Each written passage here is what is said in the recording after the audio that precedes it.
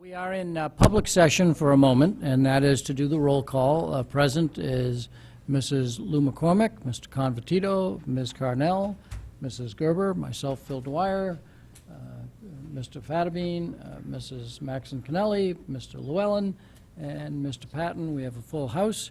I would ask you, first I should say that this is the regular meeting of the Board of Education, a special meeting of the Board of Education on Wednesday, November 12th, 2014. I'd ask you to rise for the Pledge of Allegiance.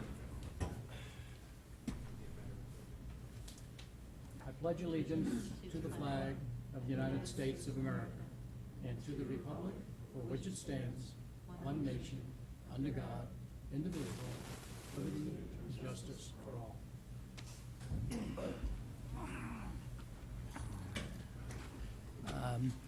We have a couple of items of business. The primary reason for holding this meeting was to review and consider the FEA contract.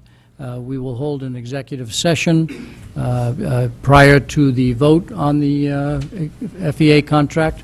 So the recommended motion to go into executive session, and I don't see any members of the public here, but for the people who are here, the executive session will last as long as board members need to ask questions, so I can't give you an exact timetable, but we will come get you when we're back in public session so that you'll know when to restart your cameras. So the recommended motion is that the Board of Education hereby moves into executive session to discuss records, reports, and statements of strategy or negotiations with respect to collective bargaining in accordance with Connecticut General Statute CGS 1210B9, and invite Mrs. Leffert and Mr. Houston, and we have several other consultants and people with us who are also resource. So we would add to this recommended motion Steve Sedor and Megan Korn, also from our law firm, Carlton Lindgren from Aon, the town's health consultant and benefits consultant, Stephen May from Milliman, who is a special consultant that we hired specifically for benefits to consult on this contract, and David Becker, who is a member of the Board of Finance, but he's being invited here because he was a member of the negotiating committee. Do I have a motion? Mrs. Maxon Kennelly, do I have a second? Mrs. Gerber, all in favor, please raise your hand, and it is unanimous. So we are now in executive session. I don't see any members of the public, but I would ask you to turn off your cameras and enjoy yourself in the hallway while we conduct our executive session. Thank you. Okay, if I can, thank you for the patience of the public for waiting for the Board of Ed to have a good discussion on the FEA contract. I see that some members of the FEA negotiating committee are here, and we owe thanks to the FEA negotiating committee, the Board of Ed negotiating committee, the health consultants who are still in the room with us, our attorneys, and our board for the discussion we had tonight. So we are going to be ready to take action, and on the FEA contract, and the recommended motion is that the Board of Education hereby, the next one down, that the Board of Education approve the collective bargaining agreement between the Fairfield Education Association and the Fairfield Board of Education for the period July 1, 2015 to June 30, 2018. Do I have a motion? Mrs. Gerber? Mr. Patton? Any discussion? Seeing no discussion, all in favor of the motion? Go ahead. My apologies. If the board doesn't accept this tonight, does it automatically go to binding arbitration, or do we get to go one more round, so to speak? I would defer to our attorney to answer that question. A rejection would put this negotiation into binding interest arbitration. Instantly. Well, the process is not Yes. instantaneously. I meant Yes, it goes directly. Go back to Correct. a negotiation. Okay. Correct. Goes directly. Okay, with no further questions, all in favor of the motion as read and on your agenda, raise your hand, please. Mr. Convertito, Mrs. Gerber, Mr. Dwyer, Mrs. Maxon Kennelly, Mr. Patton, all opposed. Mrs. Lou McCormick, Ms. Carnell, Mr. Fattabine, Mr. Llewellyn. The motion passes 5-4. Thank you very much. That's one agenda item.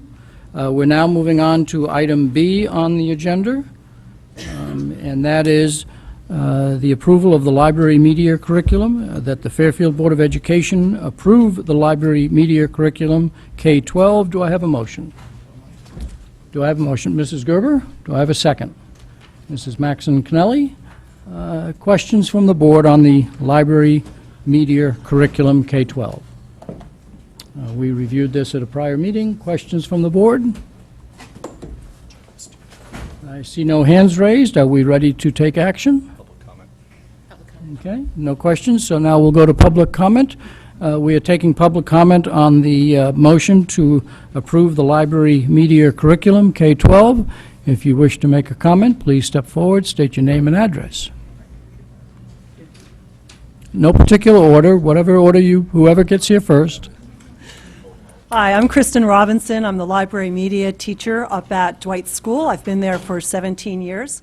And I just wanted to say that I came to Dwight right after it won a National Library Media Award in 1997. And at that time, I was just going to read to you because I think that our current curriculum that we have put forth is very similar in many ways to the Linking Learning curriculum that was responsible for us winning this award. And at that time, what our program, and it wasn't just Dwight, but it was in general the library curriculum for Fairfield as a whole, was given this honor because it honors school library programs practicing their commitment to ensure that students and staff are effective users of ideas and information, as well as exemplifying implementation of AASL's learning standards and program guidelines. The award recognizes exemplary school library programs that are fully integrated into the school's curriculum. And I just want to say it has been a fabulous opportunity for me to work with all of the teachers, the students. It's a job that allows us to bring a lot of passion, a lot of integration, because we have the privilege in my building of working with pre-K up through 5th grade and to seeing them all the way through until they graduate. And I hope that you'll endorse the new curriculum. It has a lot going for it, and you have a wonderful group of extremely creative, intelligent, articulate folks that would like to make this happen. So, thank you. Thank you very much. Other members who wish to come forward, please state your name and address. Hi, I'm Sheila Ferrara. I live at 344 Penfield Road in Fairfield. I'm a teacher of the gifted program at Riverfield and Holland Hill, as well as the liaison for the elementary social studies curriculum. A big chunk of my job is to challenge and encourage students to be inquisitive, creative, passionate about their learning. And I've worked in 6 of the 11 elementary schools, so some may see this as a detriment. I see it as a blessing, because I've had the pleasure to work side by side with many of the library media specialists who are here in this room tonight. I've seen firsthand how libraries, now they're learning commons, have evolved into vibrant spaces, and they truly are the heart of every school. With that said, these specialists influence every teacher, K through 5, in every grade level, in every subject. I mean, this is a big responsibility, and they take their jobs very seriously, and they thrive on sharing their expertise. Together, they have prepared an extremely well thought out curriculum based on current research, extensive collective experience that they have, and tons of forward thinking. It is very imperative that they're given a dynamic inquiry-based curriculum to work with, like the one you'll be voting on tonight, so they can lead and really lead and explore and encourage all students to investigate their passions, and teachers. We like to investigate our passions too. So thank you in advance for respecting their work. And Thank you very voting much. the same. Any other members of the public wish to come forward and speak on the library media curriculum? Okay. I'm just trying to give time, but if we're ready to act, back to the board. All in favor of the motion that the Fairfield Board of Education approve the library media curriculum K-12, please raise your hand. It is unanimous. Thank you.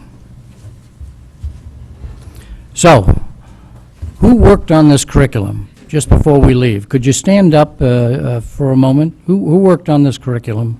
Okay, thank you very much.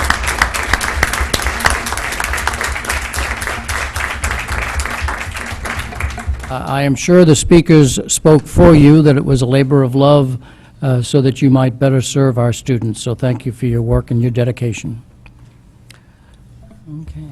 On to item C, approval of plans and specifications for Fairfield Ludlow project.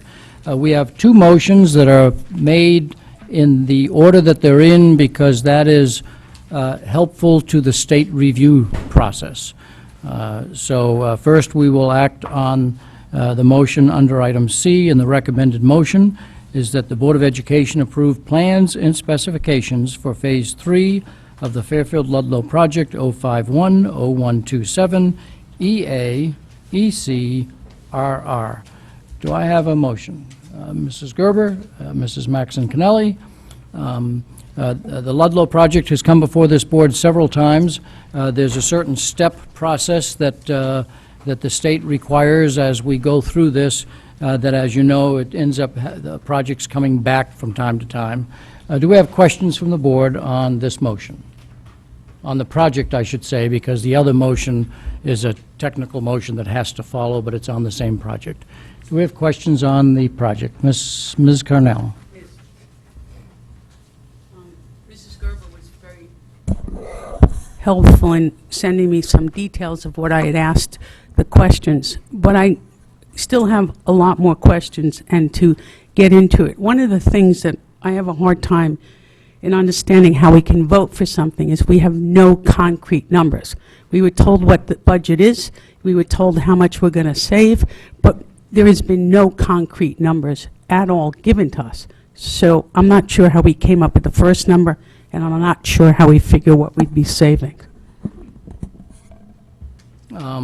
Our role in any building project is the development of the education specifications. The town actually builds the building through a building committee. As part of the approval process, the RTM has asked us with very conceptual designs, what is the proposed budget? But the actual budget and the actual costs are in the hands of the building committee, not in the Board of Education. That's the design of the system that is used in Connecticut. In order to get reimbursements from the state of Connecticut, you have to have a building committee that actually takes control and builds the project. It's not the Board of Ed that builds the project. We just say, here's what our need is. As long as the building committee produces that need, the means and methods of how they build it is their responsibility. Maybe Okay, I can help a little on this. Okay. There's a Please. specific process outlined by the state for how you get reimbursement, and the windows are eligible for reimbursement. So one of them is there's a building committee. They take the ed specs, they develop estimated budget numbers, and they then work with an architect, they hire an architect to design a very detailed set of plans and specifications that then go to the state to be reviewed. Once the state signs off on them, and in this case, because we're dealing with PCBs, we actually need to have the federal government weigh in on this. So before we can get an actual bid number, this step has to happen. So you can get a estimate right now for what they think it's going to cost, but you're not going to get the true number until they develop this level of detail, these plans and specifications, and this is just a summary of it. The real ones are like this size. That's what the experts do. So the board actually has to sign off on it, saying that basically this is fine, this needs to proceed. So then it goes to the state then reviews it, or says, we don't have time to review it, you can hire your own reviewer, which is generally what ends up happening. And at that point, then it can go out to bid. But none of that can happen. You can't get your real number unless the board approves these plans and specs, because the state won't even review them. So if the state doesn't review them, then whatever amount of money it costs, you will get the town will get no reimbursement, which is anywhere from 20 to 27% of the total project cost. So there's a huge dollar riding on this. Now, if the building committee finds, for whatever reason, they may not be able to fully institute these, that's when the ed specs have to be modified, or they have to go back for additional money, and that's what the second part of the motion deals with. So the second motion, I'm sorry, the second motion that's on here. So this is really, the building committee, if there were questions about this is just the window replacement. So if there were questions on the specifications about the windows and what we're doing and what the quality of the windows is, that's what the experts in the back can tell you. That's what they've spent hours and days working on. So this is a procedural matter to get it forward so that it can be out to bid, so they can get the hard number. Does that help? It does. It's a complicated process, but that's basically how it works. Right, when I hire a builder, I usually get the cost first, and then I sign the contract, as opposed to the other way around. Well, no contracts are signed. Well, that's what I'm saying, but... No, there's no contract signed. What this is just to get the thing approved by the state, then it goes out to bid, then the building committee reviews the bids with the town purchasing agent, and only then, after all the i's are dotted and t's are crossed, and the bidders are qualified, and the scope is correct, only at that point can they sign a contract, and can they only sign a contract if there's sufficient funding for it. So there's no contract being signed at this point. This is not binding the board to Right, I guess sign a contract. I guess that's the question in terms of the money. Haven't we allocated X amount of money for this project? Yeah, the town allocated a 15. lump sum amount of money for all three phases of the project. Right. Some of it was for the windows, some of it was for the roof, some of it was for the addition alterations. Big all right? lunch. And they just got the roof numbers in today. They're reviewing them right now. Looks like they're better than projected, so looks like we might get some savings there. The alterations, the estimate's high right now, but they have to go out to bid for that. And so basically, at the end of the day, they go through these steps, and depending on how much money is left, they'll only be able to do as much of this project as they have funding for. Right, and that's exactly... That's correct. They cannot exceed their allocated amount from the town. If they get to a point where, and that's the ed spec change that's coming, is the second part of this, okay? Which is going to bind them to only spending up to what the allocated amount is, so that the town's covered. And their charge is they can only spend up to the allocated amount. Right.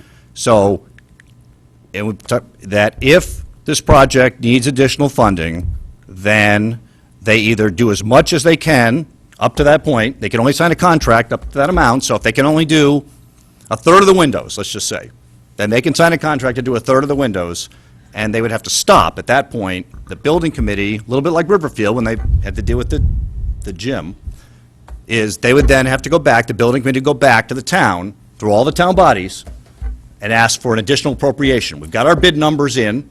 Let's just make some number. We got our bid numbers in. Right now, this project is $1 million over budget. We can only do half the windows. So they can sign a contract to do half the windows, and then they can try to get additional money from the town to finish the windows. If the town agrees, they can then sign a contract for the other half. But they can't exceed the budgeted amount. I just have, okay, so I guess how would we prioritize, like in the event that maybe we do run out of money? Because typically projects run higher than expected. Who makes that decision about? I'll turn this over to the building committee at this point. Is there anybody here from the building? Yes. Yeah, Mark The Donald is chairman. the chair. And then after this question, if I can get to Mrs. Lou McCormick, and then Mrs. Maxon Kennelly, and then Mr. Fatterby. It depends Mr. on his Llewellyn. answer. I'm going to have to write this down so I can remember. Okay. Good evening, everybody. My name is Mark Donald. I'm the chair of the Fairfield Ludlow Building Committee. I think the question was how do we prioritize? And the schedule is driving how we're prioritizing everything. The charge is to get the additions and alterations completed by the beginning of the school year 15-16. And so that, along with the roofs being out of warranty, and also in addition to the fact that the roof blew off last, that's what is driving the process. Additionally, there's a lot of hang-up and, I guess, investigation that has to be done and EPA approval with the windows. So in order to get the building open and education ready to meet the high school schedule, We did phase one with the roof, which is a very simple, straightforward job, which, as Dr. Title said, we got the bids in today and are currently reviewing those. And then in order to maintain the schedule, the timeline, the alterations and the additions were the next phase, which is phase two, and then the windows are phase three. Okay, let's see. Mrs. Lou McCormick is next, I think. So I'd like to return back to Ms. Carnell's comments regarding the prioritization, and I think this comes back to why it's relevant to actually get the cost estimates. Whenever you make a prioritization decision, you have to look, I mean, at least this is what I do, I look between how much I need something versus how much it costs. And then you go back and look at the other ones and say, how many things can I sacrifice or can I get if I give up this one thing versus the other? And I find it very difficult for we as a board putting together ed specs which drive what we want without knowing the costs. How can you properly prioritize them and do the trade-off? Because some of them are educational in nature, and you really wouldn't necessarily want the building committee to make that decision. If we say that sinks are a priority, we wouldn't want the sinks to be the first thing to be cut. I'm just using that as an example. I have no idea. But at the end of the day, I do believe that we can make better decisions if we actually have the estimates, and then we can drive what we prioritize, given that we have to be cognizant that there's an affordability issue in this town and that we shouldn't be backed at the well and 2, 3, 4 times just to tap up more and more and more money and suck it out of the town.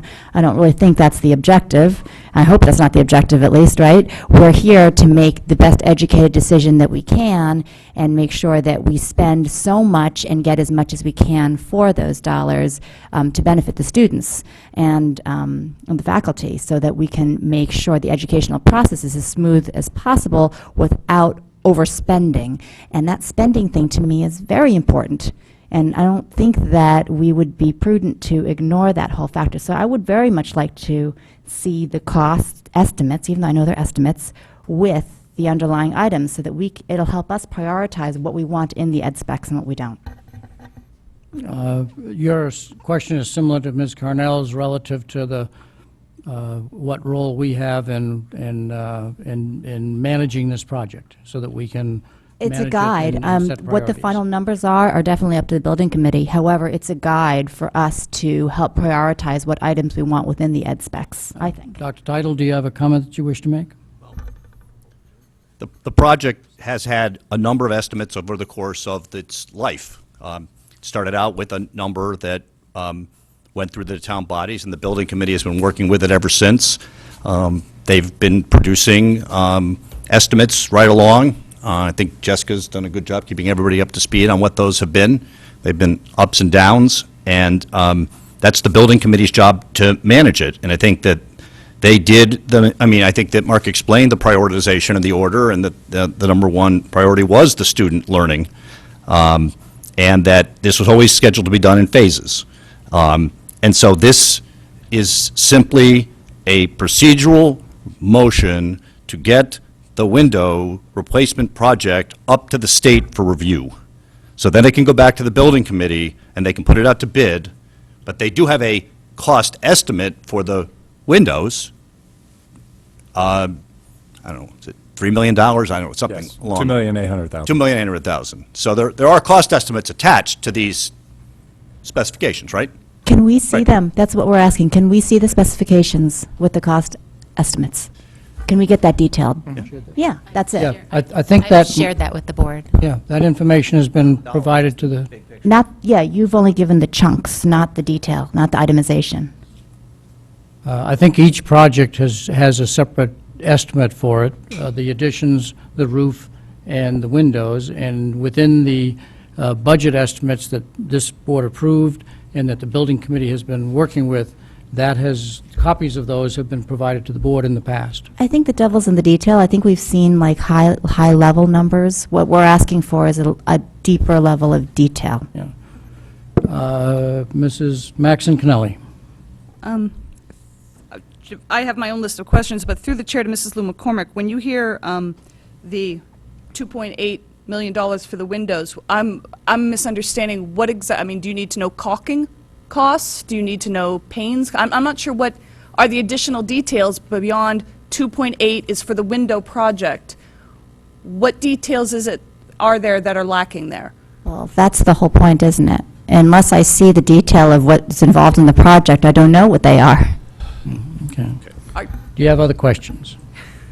Well, a statement that unless somebody on here is a window expert, it's 2.8 million for windows. I don't understand needing, I understand No. when we're talking about additions to a greater degree, but the window project is 2.8 million, but Your questions. a few things. First, so just to clarify, understanding these two motions, the first one we need to pass, or this doesn't go to the state.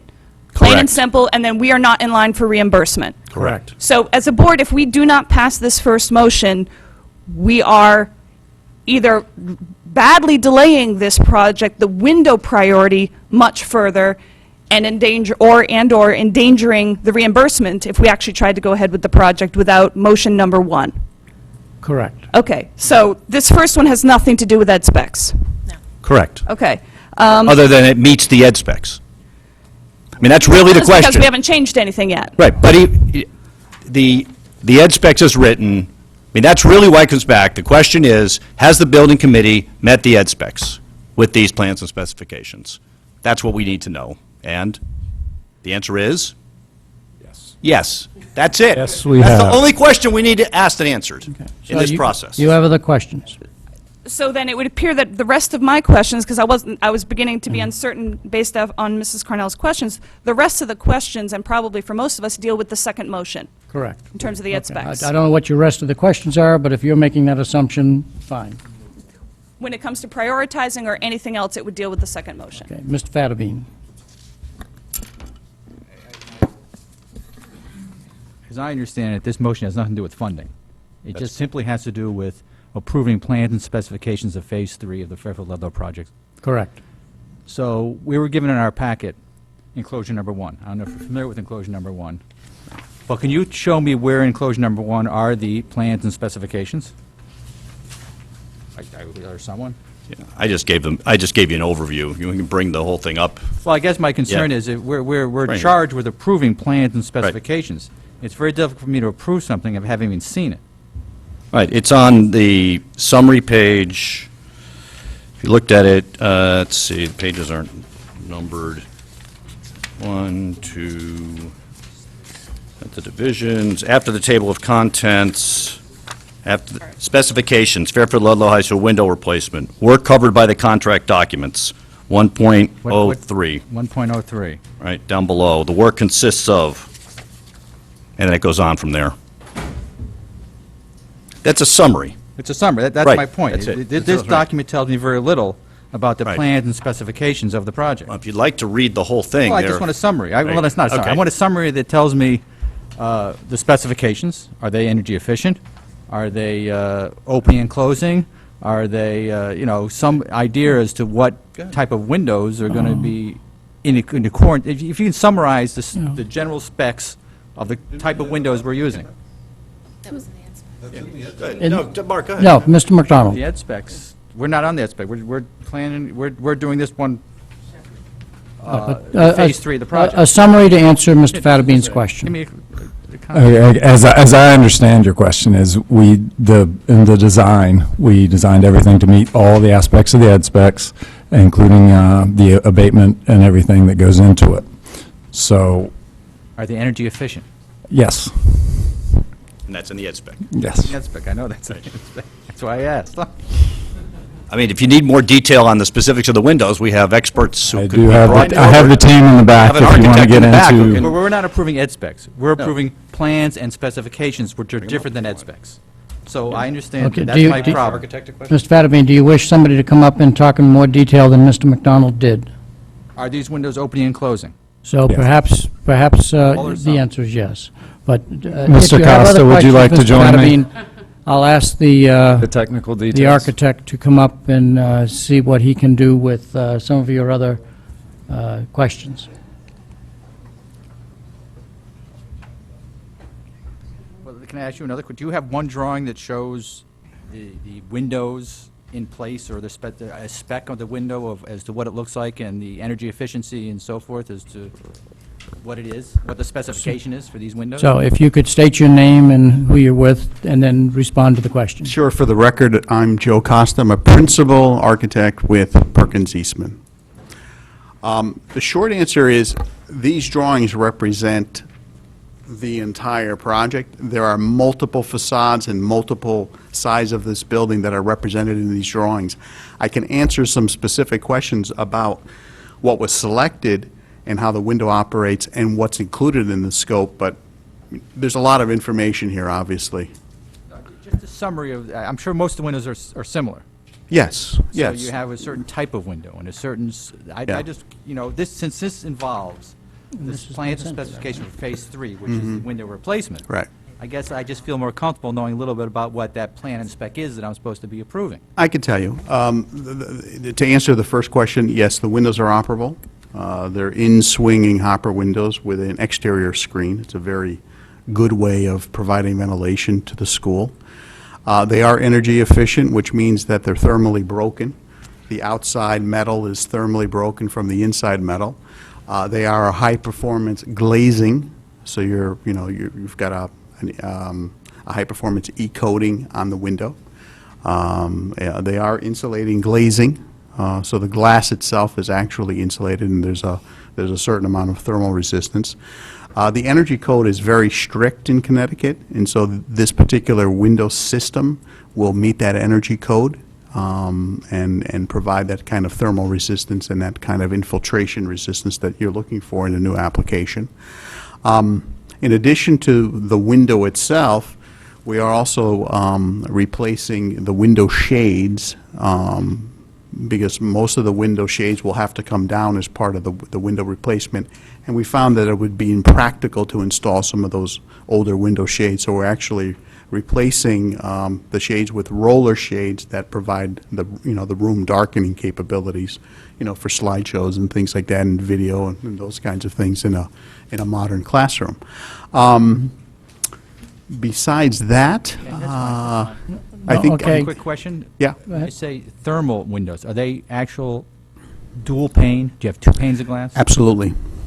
Yeah, they're two panes of glass, and as I said before, the inner metal is separated thermally from the outer metal, so you don't have that. I appreciate it. Sufficient? It just gives me a better Okay. flavor as to Right. what we're at, what we're really talking about. I just Okay. wanted- Yep. No, thank you, Mr. Patterson. Mr. Llewellyn? So this is, we're going out for ed specs, or for the specs here on Phase 3. When did this actually become Phase 3? In other words, when the initial proposal went out, and the initial design was done years ago, it included the windows, the roof, and the addition. Were the windows ever spec'd out at any point when they were going to be done as part of the whole project? And if, well, let's go with that one first.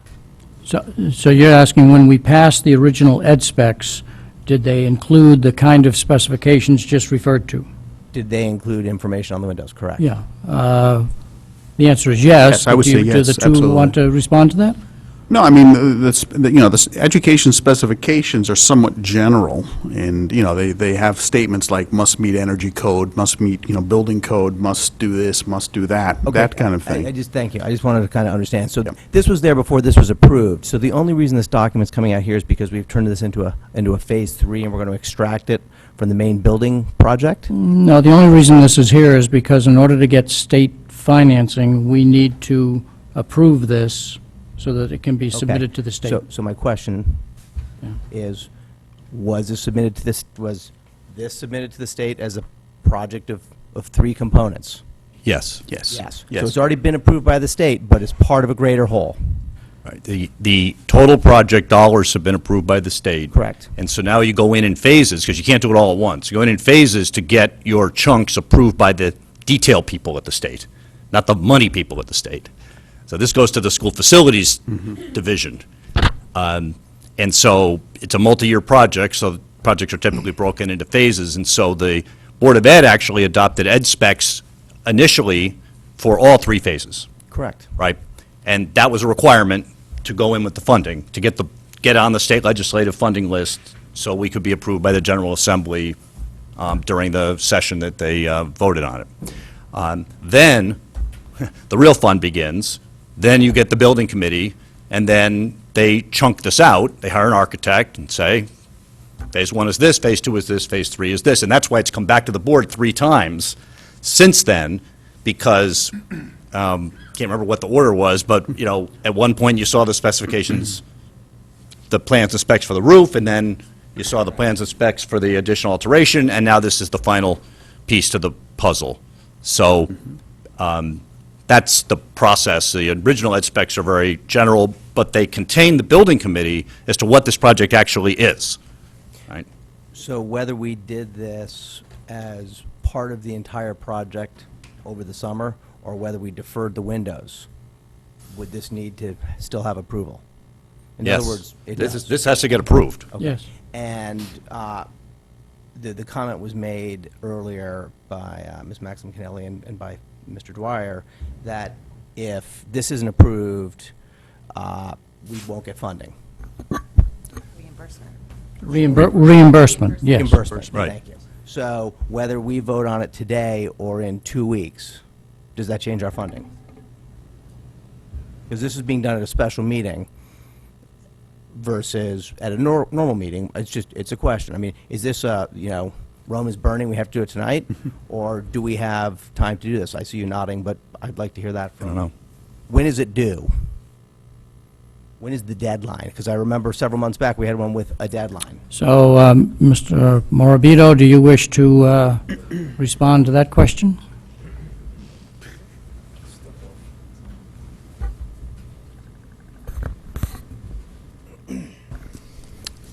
And state your name for the audience of... Sal Morbido, Manager of Construction for the Board of Education.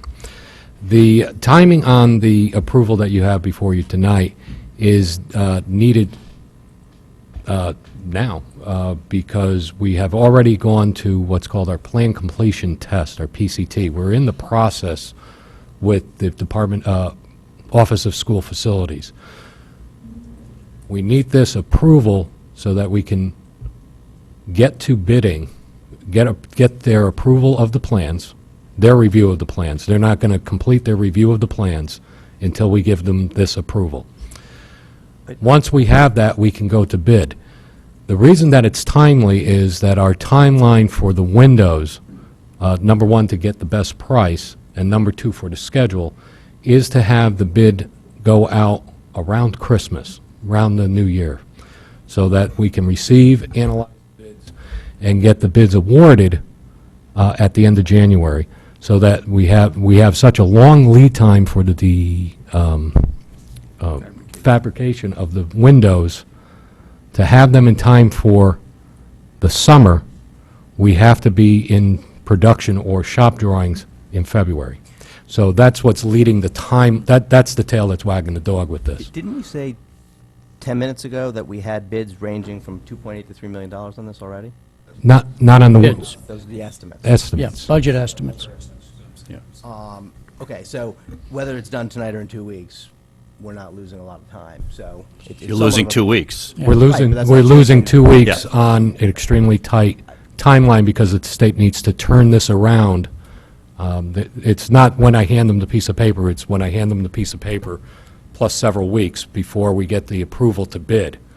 So it is timely. And is that bid impacted as to whether we do it on a continuous or a partial basis?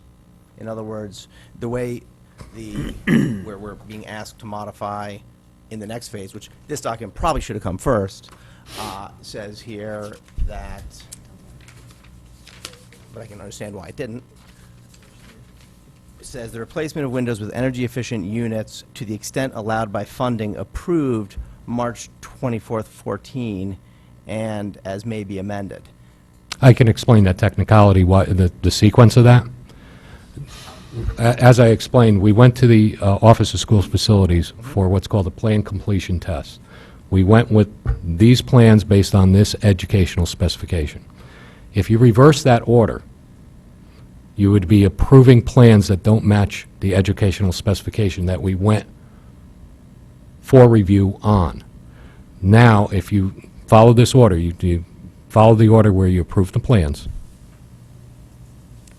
and then modify the ed specs, we can go back with an addenda to the Office of School Facilities saying, there was a modification to the ed specs, and here's the adjustment on the drawings. If we adjust the ed specs first, technically, we need to go back for another PCT meeting because we went up there with drawings. It's purely technicality. That's actually helpful. I understand that. Thank you. Okay. I think Mrs. Gerber wanted to make a comment or not? Oh, well, I guess just also there is, with the windows, you have the issue with the EPA Correct. as well, which adds a different, more of a wrinkle in terms of the timing issue. So it's- Right, and I think that leads back to the original question, why is it Phase 3 and not Phase 1, I believe is what you were driving No, at I was trying to before? understand if it was all part of the initial build, or if it was it always a three-phase project, or are we just trying to extract it because of budgetary reasons? No, it wasn't for budgetary reasons, it was for design and timing and approvals. Because we had the longest lead time with the windows, because we're going through the EPA for that facet, that drove the timeline for those. Gave them time to, gave the design team and the CM time to focus on the other timely pieces, the roof and the additions. And the whole project is crunched time-wise to make sure that we're getting completion of those those seats for first day of school 2015. To kind of reiterate what I think you said that technically speaking, if we approve the change to the ed specs prior to approving the window replacement plan, whatever this is, Right. then we will have to start a process over at the state. So technically, we need to approve this first. Correct. Otherwise, we invalidate something that's occurred. Correct. Correct. Thank you. Is that your final question? Before I get back to you, are there any other board members who had a question on Fairfield Ludlow project? If I don't see any hands, Ms. Carnell. Thank you. I just want to understand, because I know this is something that's, first and foremost, in terms of the windows, are we doing anything in terms of coating them for safety? I know that's something that's been discussed at the board. Wait till December. Correct. It sounds like a movie. What's We do have a overall security plan from a capital construction that will look at all schools within a budget that we will be presenting to the RTM, so. So we're not going to kind December of meeting. duplicate? Yeah. No, I no. can hardly wait. Yes. Okay, So, Mark your calendar. so that would be, stay tuned. Stay tuned. Mr. Fattabine, is Mr. Fattabine the last question? Mr. Fattabine? Yeah, one follow-up, just since you raised an issue that I just have to be confirmed. These plans and specifications that we're approving, those plans and specifications are for all the windows intended to be replaced. Correct. All right, not the ones just that we may have money for. Correct. So that's, all right, so this is not a truncated No. plan. All right, so, okay, I just want to make sure that It's included all the windows. it's the whole boat. All the ones we're doing. With no further questions from the board, we will go to the public, recognizing that this is a two-part motion, and so this is to approve the plans and specifications for Phase 3 of the Fairfield Ludlow project, so that it can be submitted to the state, and the state can begin its review process. Any questions or comments from the, not questions, but comments from the public that they wish to make on this particular motion? Members of the public? Seeing nobody coming forward, if the board is ready to act, all in favor of the recommended motion that the Board of Education approve plans and specifications for Phase 3 of the Fairfield Ludlow project. I won't read the number all again. Please raise your hands if you're in favor. We have unanimous, 9-0, it passes 9-0. So the next motion, that is the same project, but a different purpose of the motion, is that the Board of Education approve the changes to the educational specifications for Fairfield Ludlow High School project 051-0127 EA EC RR. Do I have a motion? Mrs. Gerber, seconded by Mr. Convertito. Does the building committee wish to make any comments before we go to questions? We're requesting this change, because of the importance of maintaining the timeline in order to ensure that the building is ready to meet the high school schedule that we're trying to do. By making this change, we have some flexibility in finalizing the bids, as Dr. Title said, we got the roof bids in today and are finalizing those. We expect the Phase 2, which is the additions, to be finished hopefully by November 25th, barring any other request for information from the vendors. It's currently out to bid. And then the pending the EPA approval, et cetera, we're hoping to go out to bid for Phase 3, which is the windows, by the end of January. So by getting the change in this ed spec, it gives us the flexibility to maintain the timeline, award contract for the roof, potentially award contract for Phase 2, and then determine with the hard numbers what we can accomplish with Phase 3 with the windows. Okay, so can you confirm the board that the enclosure number 2, that there are 2 items, one on page 3 and one on page 4, that are highlighted in yellow, and those are the only 2 changes that you are requesting? I can confirm that, And the first yes. change on page 3 relates to the timing question that you referred to, and the change on page 4 relates to what is often referred to as opening up the specs so that you can perhaps get better pricing.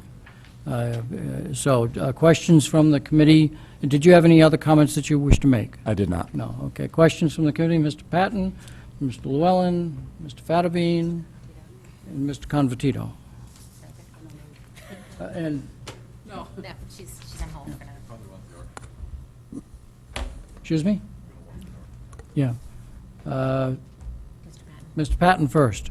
And perhaps it might be making sense for the architect to wander up here to save us time in the event that a question goes your way. And if that's a good bit of anticipation there. Because this is a roof question, so I'm not sure if Mark or the architect can answer this. So before we had the ed spec specifies a multiply roof system and no single membrane system, and that's related to durability and warranty and reliability and that sort of thing, correct? The warranty on the ed spec, I believe, is a 20-year warranty, and you can achieve a 20-year warranty with a multiply system or a single-ply system. Okay, so this change doesn't affect the warranty. Does not. First question answered. And so is there a reason why, from a building standpoint, why you wouldn't, other than obviously saving money, that you wouldn't use a multiply system with the solar panels as opposed to the single ply? Like, in other words, what's the rationale between making this change as to? Well, I guess the best way to describe it is a multiply system will give you a little bit more durability to the roofing membrane versus a membrane that is a single ply. And that's typically why we use multi layers. But if you take care of the roof and you follow the manufacturer's instructions on taking care of it and maintaining it, you'll get your 20-year warranty out of the product. Multi-ply roofs were used for hundreds of years, and chemistry is now caught up, and there's a lot better products that are available that give you durability and give you longevity of the multi-ply system. Can you talk about the solar part of this, if you're aware of it? Because maybe Sal has to talk about this, because part of the rationale for this is that both high schools qualified for solar panels to cover a good portion of the roof. And as part of those solar panels, we're going to get that second ply, for lack of a better term. That's where I'm going with this. In terms of, I know the solar panels are supposed to add stability, but I don't know. We're not involved. Yeah, he's not involved in that, so maybe Sal could explain that, because to some extent, we're going to get 2 out of it. Yeah, we won a competition for what's called the ZREC, Zero Emission Renewable Energy Credit. 2 projects were put in for the town on the large-scale projects. One was for Ward and one was for Ludlow. And when we put these in, quite frankly, we were like, we'll be lucky to get one, and we hit the jackpot. We got both. Ward is completely bought out. It's a multiplied system. Was never envisioned when the design was being done for that. Right, because that project is almost done. That project's almost done. With Ludlow, we got the award just as the bids, we learned that we were awarded the ZREC for both buildings, just as the bids were originally going out. We had bid this in May. Very busy time, very poor time to bid roofs because the companies are very busy getting ready for their mobilizations for the summer. So they really get focused, and we didn't get good bids for that and several other different reasons. Once we learned that we won the ZREC, took a look at that. The solar panels for Ludlow cover about 75% of the roof. And when you do that, not only do you have the protection of the solar panel, but before they put those on, they put what's called a slip sheet, another layer. So we're actually getting a multi-layer roof. It's not adhered, but it's ballasted by the roof, by the solar panels. So it's very protected. So not only do you have a 20-year roof, you got extra protection on it by the fact that you have the solar panels ballasted on top of it with a slip sheet. So we felt loosening up that specification was appropriate for when we rebid it. Is there an approximate amount of money that this will save? 20% we're saving. Over the course of the phase, not the phase 3, but the roof portion Roof of the phase, project? the bids that they received today, the single membrane roof alternate was approximately 20% lower than the multiplied system. Translating that into dollars, $555,000. And that's not a small chunk of change. we'll buy windows with that. Other question, Mr. Patton? So I guess my final comment,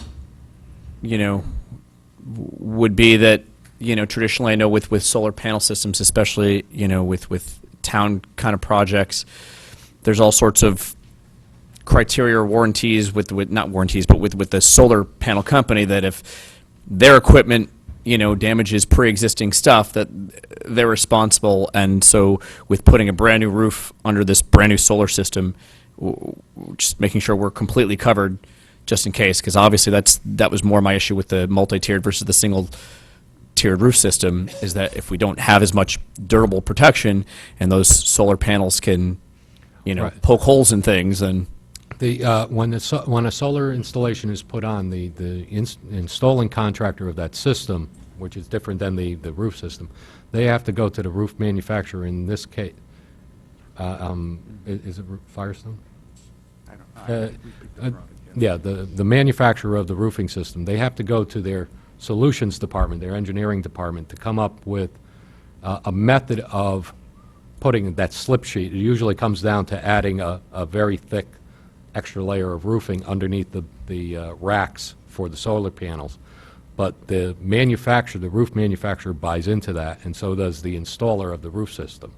And the roof manufacturer will come out and inspect their installation along with the original roof installation. So we have a lot of eyes from the manufacturer on this right. roof. So it's going not in. If something goes wrong, it's not a he said versus she No, said. it's not a he said, it's she said. two-tiered quality control. Okay, that sounds good. Mr. Patton? No? Mr. Llewellyn? Thank you. So 75% of the roof is going to be covered by solar panels, and what's the cost to the district of that? Is that something we're buying? Is it something that we've been given a grant? It's to a cover power completely? purchase agreement, PPA, okay. and the company that's putting it in, it's called Green Skies.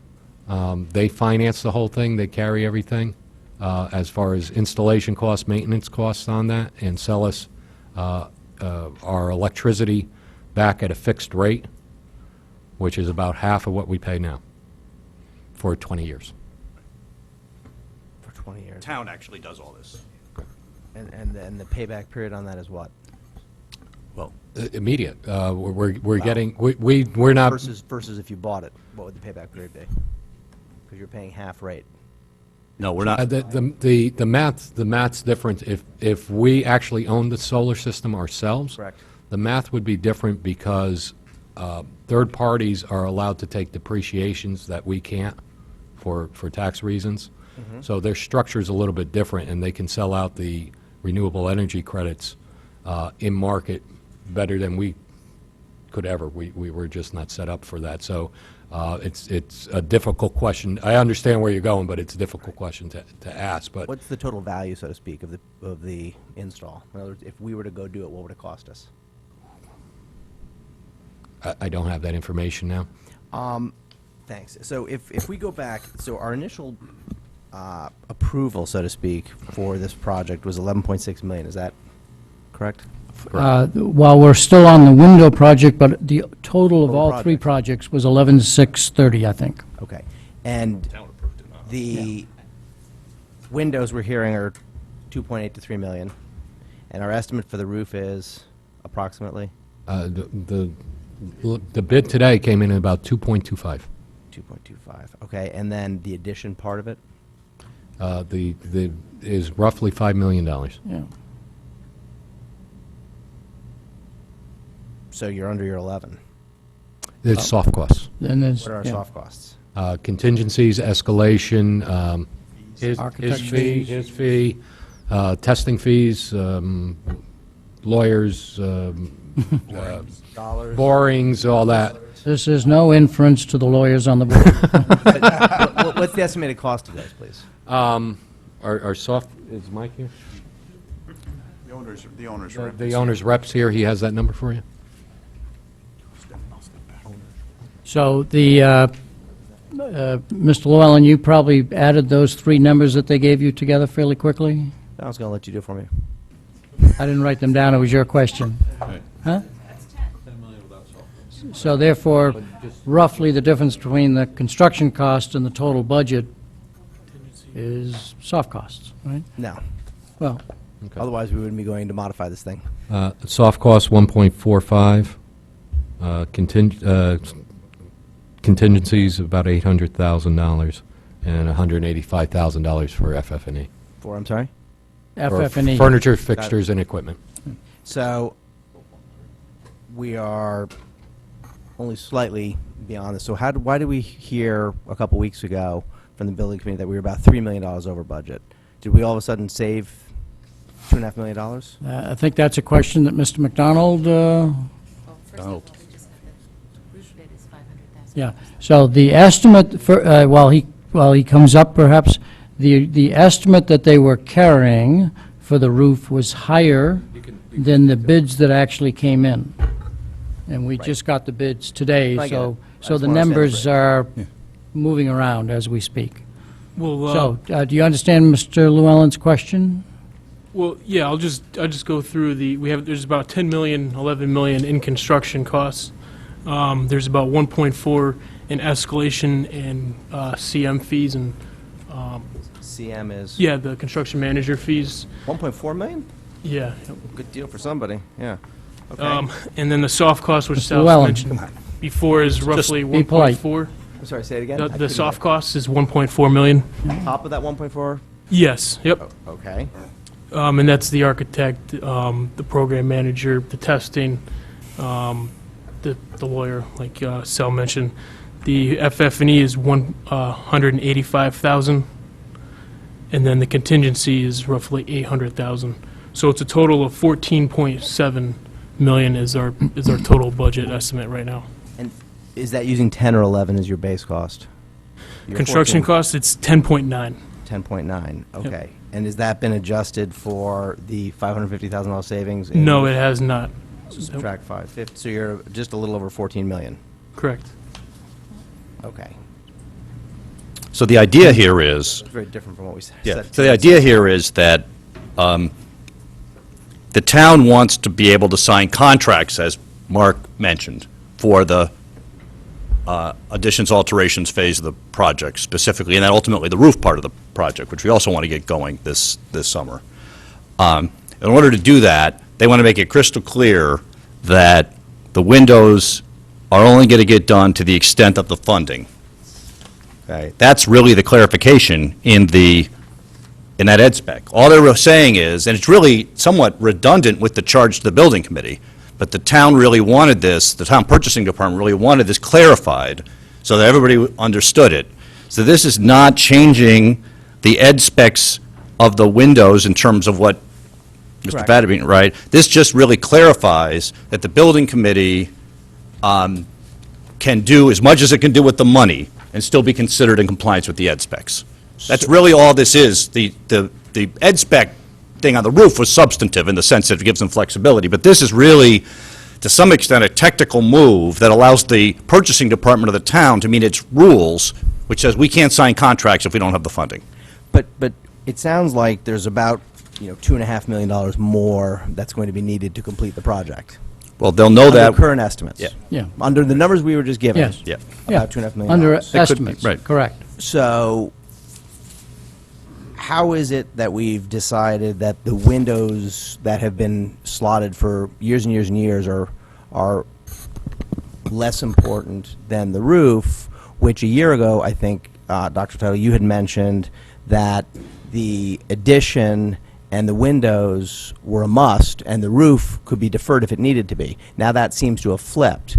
I guess where I have a concern here is, as you just said, it's kind of technical. We're pulling something out, and then we're going back for more money as opposed to just going back and saying, hey, we've got this amount.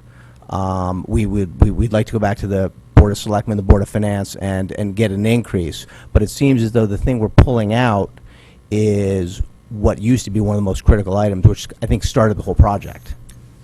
Well, the window started the project, but then the roof became a high priority because a portion of it blew off. But that was a year before you made the comment that Right. the roof was less important than the windows. Well, but there were a number of people who stated, and that's again an opinion from me, which I don't recall exactly the wording, but the roof, obviously protecting the asset and the envelope of the building is a high priority.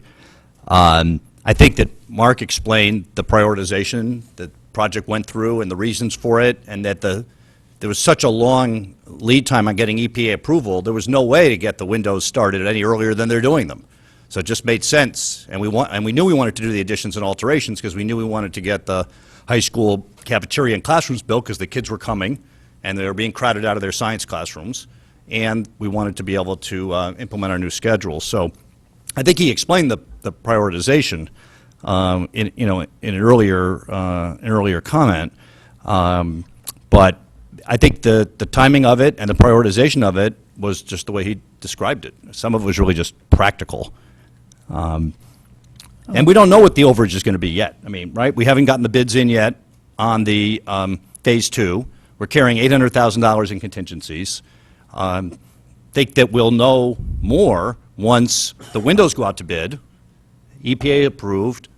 It's another reason to get that out now, because then we'll have bid numbers for Phases 2 and 3, and if they do decide to go back for more, they can do that. In the meantime, there's money left to do some of these windows, and we can get some of the windows done this summer, and the windows are always going to be done over multiple summers. But isn't the roof multiple layers? How many different elevations do we have of the roof?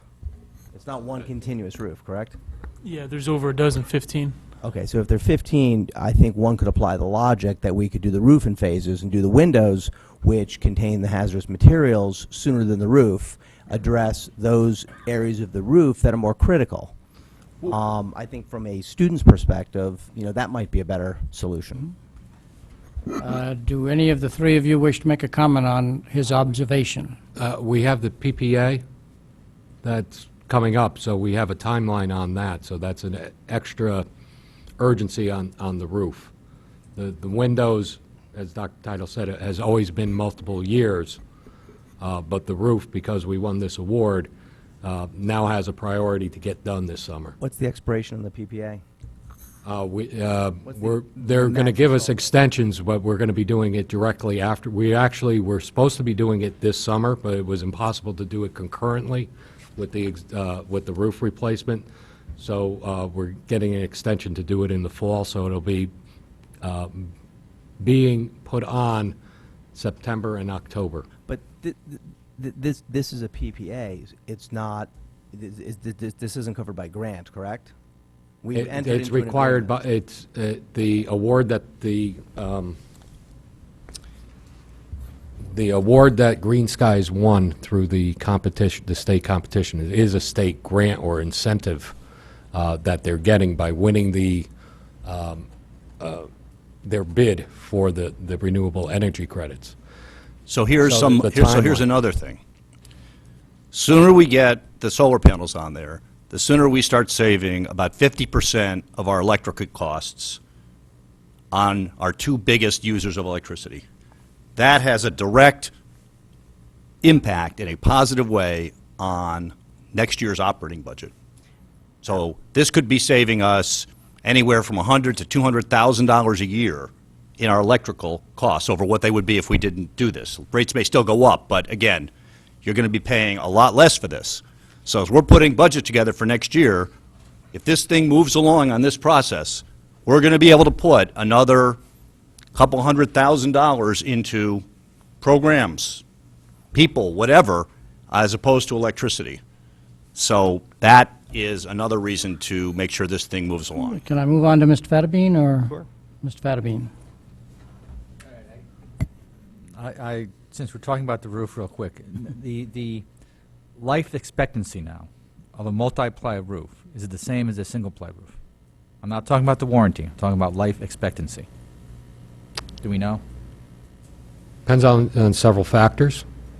Apples to apples, a multi-ply roof in and of itself would last longer. Right, so life. We have the difference here is we have the solar system that can add protection to the roof and enhance its life.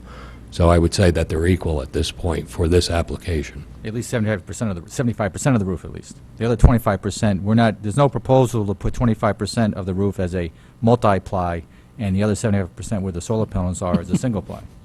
No. Although that may be prudent. Or it may not be practically possible, yeah. No, but we have the ed spec. Another question, Mr. Fattabine? Not if we don't modify the ed spec. If the ed spec goes unmodified by the Board of Ed, it's a multi-ply system. Right. So it is our choice right now. It's not their choice. Your choice to give them a choice. Yes, It's our choice to Yeah. modify the ed spec, not requiring a multiply yes. system. And that's what I'm trying to see what's best. Yep, In my, yeah, okay. I understand the issue. Does so. that answer your question, or do you have another That question? answers my question about the roof. I still think it may be nice to have a multi-ply roof. I think it's short-sighted not to have it, and I have a problem with that change in the ed spec. Okay. The other question I have, though, is this, the window replacement. Now, one of the reasons we're replacing the windows was mentioned to be the potential of PCBs, contaminants, and remediation involved with that window project. Are we under any EPA, Environmental Protection Agency, orders to remediate that site with PCBs? That's one of the reasons the process has taken so long, is during the investigation, there's a process where it goes to EPA, the EPA and the testing, and that's, all these processes were started at the same time. That's why, earlier I made the point that the roof is a straightforward issue, which is why it became Phase 1. Phase 2 was always Phase 2 because we have to get the students in the chairs in August.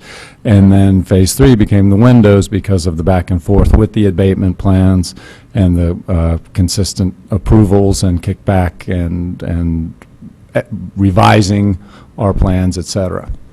Did the EPA issue an order to remediate that site? In order to, Is there an order to clean up the PCBs? there's not an at that site? order to clean up the PCBs. Now that the PCBs have been found, if we don't clean them up, if we don't take care of them because it was found in investigation and we have a plan for taking care of them, then it will become an issue if we All ignore right, it. absent a plan, they're going to give you an order. Correct. Yes.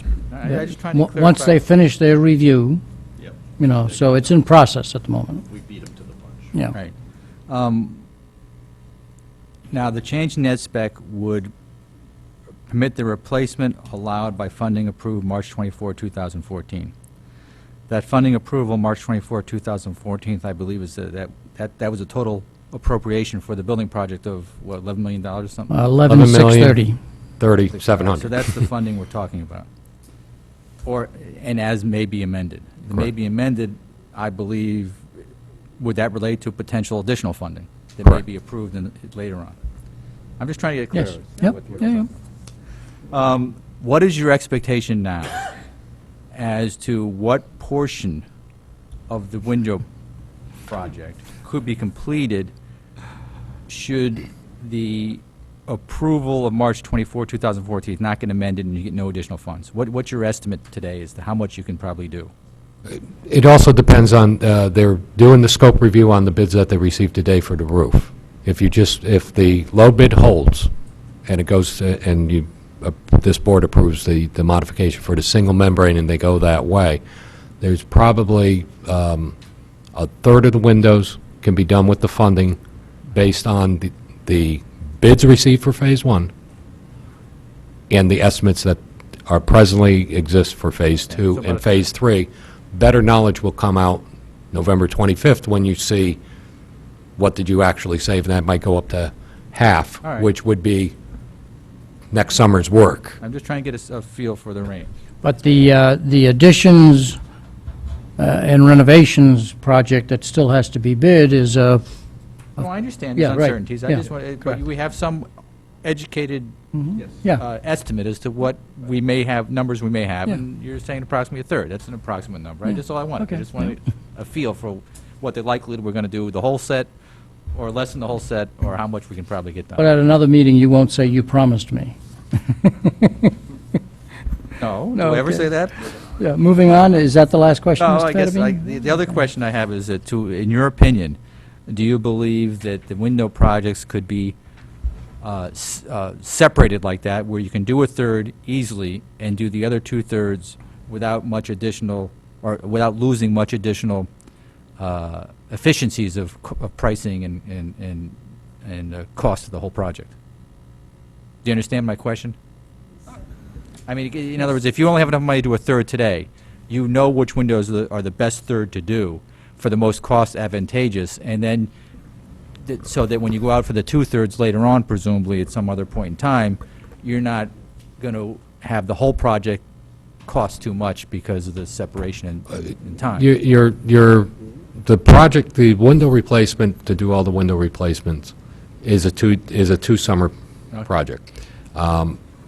The bid will be constructed in such a manner, if funding isn't changed before the bid goes out, which is the assumption, it would be bid in a manner that, let's hold that one-third. We'll assume that half can be done each summer, and each elevation's a little bit different, so it's a guesstimate. Half can be done. We could do a third of the total would be your base bid. The other sixth that would make up that one half would be an alternate for year one. Year two would be alternate number two.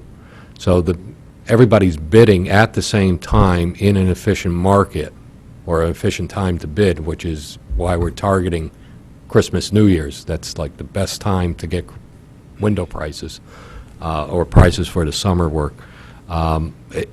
It's not going to necessarily change it.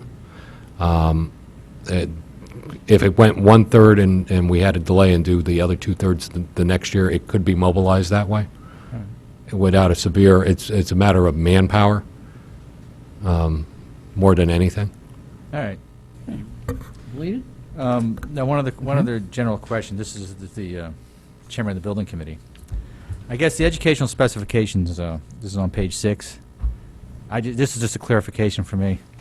It says science, interior spaces, specific program science. Each classroom lab will have a certain bullet points there. One of those bullet points is all safety equipment, including vented hoods. There were, in discussing the reductions and some of the cost reductions, there was some information that a hood in a science lab was eliminated. And I guess I just want to clarify whether that's true or not, and if so, as we read the ed spec is currently written, appears to require a vented hood in each classroom. Is that still the current plan? Well, if I'm understanding your question correctly, is there was a current classroom that had an existing hood that we're taking advantage of, and one of the new science labs is going to be a biology lab where code does not require a hood. Well, So we're reclaiming an existing lab with a hood, and one of the new classrooms is going to become a biology lab.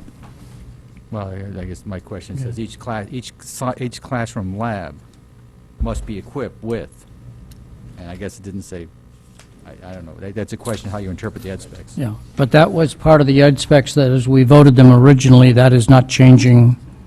No, but my Right, concern yeah. was that in part of the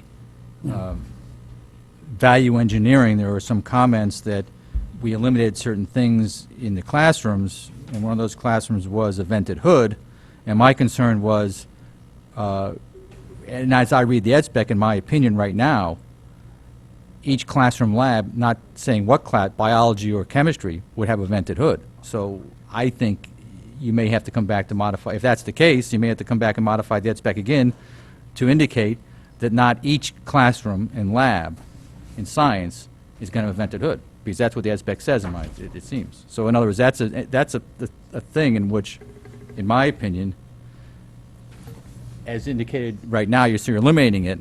I don't know if that meets the ed spec, in my opinion. So that's something the building committee could look at and then come back to us and answer that. You know, the various opinions. Mr. Convertito, I think you're next. Just two quick questions. And I guess through the chair to Mr. Morabito. As far as the windows going and bidding them out in multi-years, do we have an escalation factor in that bid? Okay, so that's in there, so it's not like we're going to get a bid and then come back a year later and say, oh my God, we got to go again with it. Yeah, the budget is carrying escalation. Escalation factor, okay. As far as the contaminants in the building now, are they contained and sealed? The building is safe. The building is safe. Are the contaminants, and I see I Mr. don't know Cullen what, I don't shaking know. his head in the background, maybe Mr. Cullen wants to come to the microphone, okay? Because I believe we went through this once before, and I just want people to be at ease about what's going on here. So the contaminants that are in the building, we caulked and sealed all of those about a year ago, we didn't? Yes. All right, so that's sealed. Those All aren't- appropriate testing per US EPA. Okay, thank you. Move to call the question. An official license, okay, the question's been called. That's not a debatable question. It's a two-thirds vote. There are 7 remaining members. 8 remaining members. So we still need 6 votes to call the question. All in favor of calling the question, please raise your hand. Mr. Convertito, Mrs. Gerber, Mr. Dwyer, Mr. Patton, all opposed. Ms. Carnell, Mr. Fattabine, Ms. Maxon Connelly, Mr. Llewellyn. It's a 4-4 vote. The motion moves. Who has the next question? Ms. Maxon Connelly, Mr. Llewellyn. I'm kind of scrapping all of my other questions. I just had one, and this goes to Mrs. Carnell's point, I don't know how many minutes ago. I was wondering if someone could describe the nature of how the original estimate was arrived at, because having now sat through these building committees, I mean, not the building committees themselves, but having them come before the board, I think it would be helpful to understand that when these numbers are off, what is it that's in the nature of this process that makes that possible, if that makes sense. I don't know if this would go through the chair to Mr. Cullen or Mr. Morabito, but the point being, when we had that 11.6 number, or to Dr. Title, the point being, where did that come from in the first place, and just helping us, again, Mrs. Carnell, perhaps, to understand how we're flying a little bit blind, but that's the nature of the beast, and we didn't design the process. So Dr. Title will take a stab at that, and I'll then take a Mr. stab at it. McDonald will fill in the gaps Right. if he has any comments. So prior to the board, prior to the building committee even being formed, we hired an architect to do conceptual drawings of what this project could cost. It's a very rough cut estimate about what they think the project would be based on square footage, based on some designs. In fact, the architect came and presented to the board at the time we did this. Here's how you can meet the ed specs. This is our estimate for the different phases of the project. That number then went to the town. The town approves the number. Then, several months later, town hires a building committee. Building committee goes through its process, hires its own architect, its others. They do additional testing. They start refining. They start discovering things. They find different things happening. They are doing much more detailed analysis of the actual costs. Conceptual design is just the very, very beginning of it.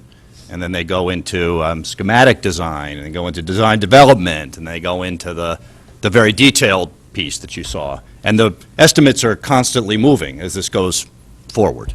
So And, in that intervening time, which is a year or longer, labor markets change, cost of materials changes depending on a lot of things, depending on the scope of the environmental cleanup. Costs vary greatly, as we found out at Osborne Hill and at Riverfield. So there's just a lot of factors that go into it, and, we estimate, we used a professional architect to estimate it, but, and they are there to meet the ed specs, and the building committee takes it from there, and sometimes there's a variance, and that's pretty much how it plays out. It's my best guess at the process. Does that help explain it? I've been through it, so Oh, okay. I understand. Did I get it right?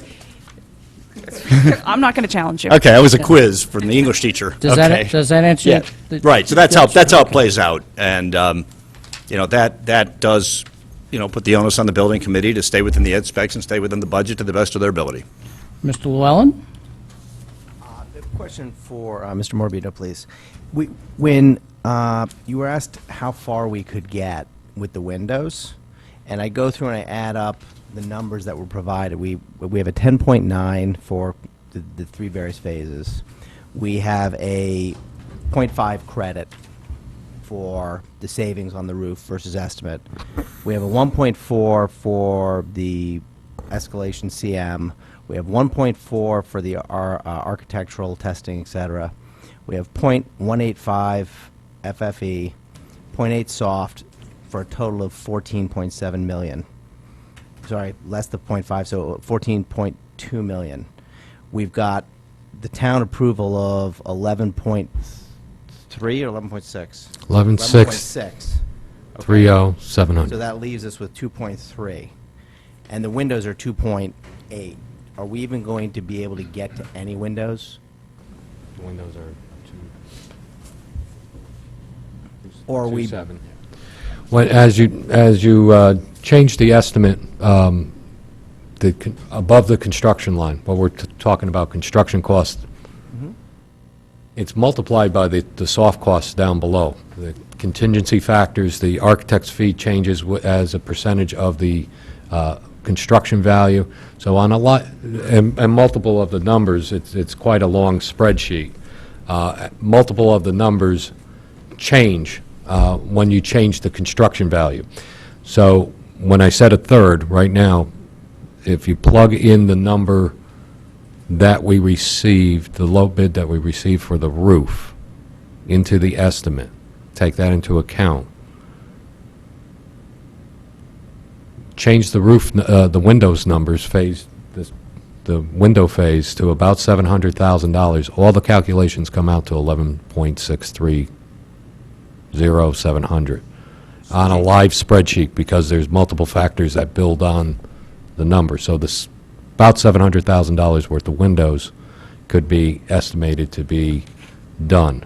So that's, So for windows, we don't need to pay the escalation CM, the architectural, the FF&E? that's a multiple. Later.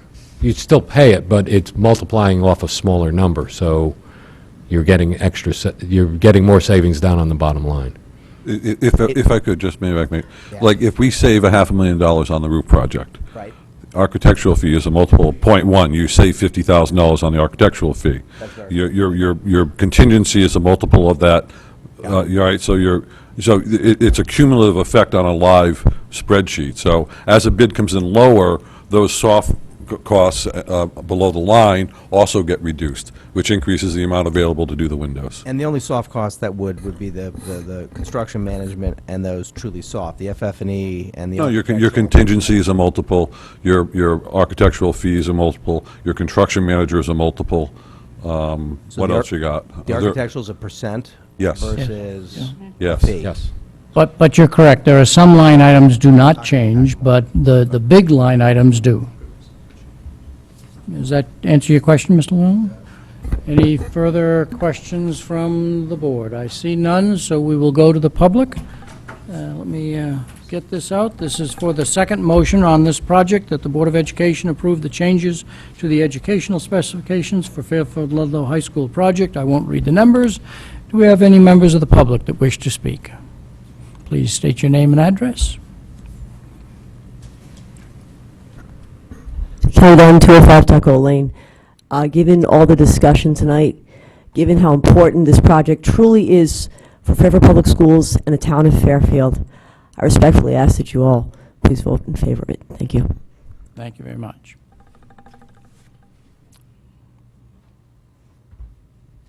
Please state your name and address.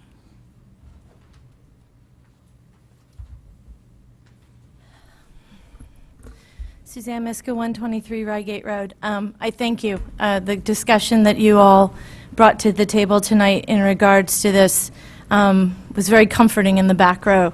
It was great to hear the discussion level, especially on roofs, as they have been a problem. What I want to bring forth is the process that got us all here was extremely flawed. We went to the town on conceptual drawings and then asked a building committee to kind of back into it based on specifications and a lovely picture. You know, at 11.6, what everyone keeps missing is this poor building committee looked at 7 other options and had to hire an architect to get themselves to this point. I mean, my problem here is that we have a process that really is not working. And while I appreciate that we want to implement a new high school schedule and we want to build a cafeteria, I respectfully request that we look at a multi-membrane roof such as Ward, regardless of solar paneling, reading the Ward Building Committee notes on that roof. I am concerned we've got bolts coming through the ceiling that need to be painted. On the other side of the equation, these windows have been in play for over 8 years, and now they are phase 3 with maybe a third to be done. We have a new high school schedule coming in that, as a parent, we have not seen. We have no idea what the cost is. You have no idea what the cost is. Unless I'm mistaken, I don't know that you've seen it either. So I don't know. It's like we have a perfect storm happening here. We need the addition. We need the classroom space. Our kids need that. That's a given. I would like them to be in a safe environment regardless of whether or not those PCBs are contained. I'd like the roof not to leak like it has for the last year. Miska? I'm done, I know. But thank you. Thank Thank you for your discussion. Thank you very much. Back to the board. The motion in front of us is that the Board of Education approve the changes to the education specifications for Fairfield Ludlow High School project. I won't read the numbers again. If we're ready to act, all in favor, raise your hand. Okay, Mr. Convertito, Ms. Carnell, Mrs. Gerber, Mr. Dwyer, Mr. Fattabine, Mrs. Maxon Kennelly, Mr. Patton, all opposed? Mr. Llewellyn. The motion passes 7 to 1. Okay. I think we have one more action item, and that is that this special meeting of the Board of Education adjourn. Do I have a motion? Mrs. Gerber, Mrs. Maxon Kennelly, all in favor, please raise your hand. I'm recognizing everybody's hand is up. 8-0. 9:46.